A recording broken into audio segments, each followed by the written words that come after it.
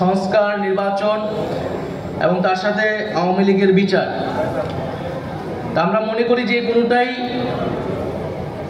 একে অন্যের থেকে বিরোধী নয়, বরং এই তিনটার সমন্বয়ে বাংলাদেশের এই যে পরিবর্তন, গণতান্ত্রিক রূপান্তর, সেটি হওয়া সম্ভব। 5ই আগস্টে বাংলাদেশের জনগণ আওয়ামী লীগের বিরুদ্ধে একটি রায় দিয়েছে যে আওয়ামী লীগ বাংলাদেশে আর কখনোই রাজনীতি করতে পারবে না।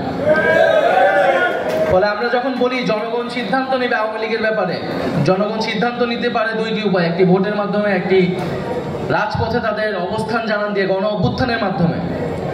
একটি যখন গণ অভ্যুত্থান হয়েছে, যে গণ অভ্যুত্থানে মুজিববাদকে, আওয়ামী লীগকে বাংলাদেশের জনগণ অস্বীকার করেছে এবং জনরোষে সেই ফ্যাসিস্ট সরকারের নেতৃবৃন্দকে দেশ থেকে পালাতে হয়েছে।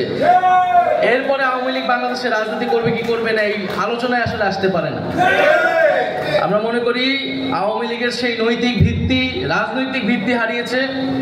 এখন তার আইনি বন্দোবস্ত কি হবে, কোন প্রক্রিয়ায়, কোন আইনি কাঠামোতে আমরা আওয়ামী লীগকে বাংলাদেশের রাজনীতি থেকে দূর করতে পারি এবং একটি গণতান্ত্রিক প্রক্রিয়ায় যেতে পারি, সেই বিষয়ে আমাদের সেই পথ আসলে উত্তরণ করতে হবে। তো সেই জায়গায় আওয়ামী লীগের নিবন্ধন বাতিলটা এই সময়, অতি দ্রুত সময় আসলে করা উচিত। বিচার চলাকালীন সময়ে সাংগঠনিক রাজনৈতিক কার্যক্রম নিষিদ্ধ ঘোষণা করতে হবে এবং বিচারের মধ্য দিয়ে আওয়ামী লীগের একটা চূড়ান্ত ফয়সালা হয়তো আমরা পাবো। দ্বিতীয়ত, সংস্কারের কথা সকল রাজনৈতিক দলগুলোই বলছে।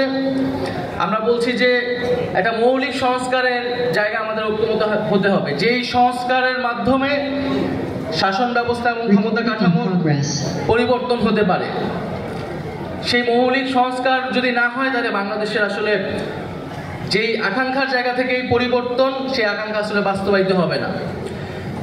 তৃতীয়, নির্বাচন খুবই গুরুত্বপূর্ণ এবং নির্বাচন মানে হচ্ছে ক্ষমতা হস্তান্তরের প্রক্রিয়া এবং এই প্রক্রিয়া নিয়েই বাংলাদেশের সবসময় যে রাজনৈতিক দ্বন্দ্ব তৈরি হয়েছে এবং এই শান্তিপূর্ণ ক্ষমতা হস্তান্তরের জন্য আসলে প্রাতিষ্ঠানিক নিয়মের বাইরে প্রয়োজন রাজনৈতিক দলগুলোর সদিচ্ছা, রাজনৈতিক সংস্কৃতির পরিবর্তন, রাজনৈতিক দলগুলোর মধ্যে নিজেদের মধ্যে সেই আস্থা এবং বিশ্বাসের জায়গা অর্জন করা।